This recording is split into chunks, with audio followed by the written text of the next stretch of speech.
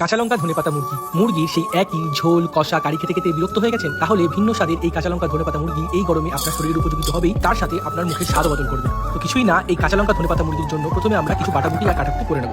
তারপর মাংসটাকে, এখানে আমি উইথ বোন মাংস নিচ্ছি, মানে হাড়যুক্ত মাংসে প্রথমে নুন, পরিমাণ মতো কাঁচা লঙ্কা, আদা রসুন বাটা, পেঁয়াজ কোচানো, হলুদ আর সামান্য সাদা তেল দিয়ে ভালো করে ম্যারিনেট করে আধ ঘন্টার জন্য রেখে দেবো। তারপর একটা ফ্ল্যাট বটম প্যানে তেল দিয়ে সেই ম্যারিনেট করা মাংসটা দিয়ে প্রথম 5 মিনিট হাই ফ্লেমে ভালো করে নাড়িয়ে নেবো। যখন কালারটা চেঞ্জ হবে তখন ঢাকা বন্ধ করে দিয়ে একদম লো ফ্লেমে 20 থেকে 25 মিনিটের জন্য রেখে দেবো। ততক্ষণে আরো কিছু কাঁচা লঙ্কা ধনেপাতা বেটে নেবেন। তারপর যখন ঢাকা খুলবেন দেখবেন মাংস 80% সেদ্ধ হয়ে গেছে, জলও ছেড়েছে। তখন ওই কাঁচা লঙ্কা ধনেপাতা মিক্সচারটা দিয়ে ভালো করে মিশিয়ে নেবেন। যখন দেখবেন যে রংটা হালকা সবুজ থেকে আস্তে আস্তে গাঢ় সবুজ হচ্ছে, তেলটা ছাড়তে শুরু করছে, তখন আবার একদম টেম্পারেচারটা কমিয়ে ঢাকনা দিয়ে দেবেন 10 মিনিটের জন্য। তারপর মাংস পুরোপুরি সেদ্ধ হয়ে গেলে আর তেল পুরোপুরি ছেড়ে দিলে উপর থেকে লেবুর রস আর ওই মশলাটা যেটা প্রথমে বানিয়েছিলেন সেটা দিয়ে ভালো করে মিশিয়ে নেবেন। আর আপনার কাঁচা লঙ্কা ধনেপাতা মুরগি একেবারে তৈরি। এই গরমে মুখের স্বাদ বদল করার জন্য কিন্তু এটা এক কথায় অসাধারণ। এটা কিন্তু একটা আন্ধ্রা গ্রিন চিলি চিকেনের অ্যাডাপ্টেশন, যেটা আমি আমার ইন্সপিরেশন রণবীর বাড়ির ভিডিও থেকে বানিয়েছি। তো আজকের ভিডিও কেমন লাগলো অবশ্যই জানাবেন এবং বাড়িতে এটা অবশ্যই চেষ্টা করবেন। Till then, tata.